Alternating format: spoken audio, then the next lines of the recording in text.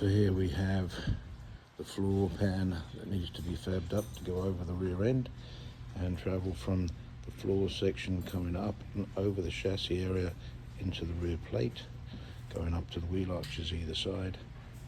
So I'm going to be working with one of the younger guys in the crew, and Keelan is going to be doing some shaping of the metal and also doing the bead rolls to go in using the PullMax. Never used one before, so that would be interesting.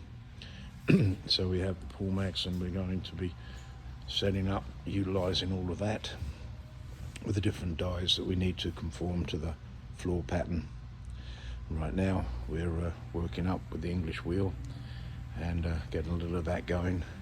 So we're getting familiar with all the machinery that is in the metal shaping shop. It's a nice English wheel.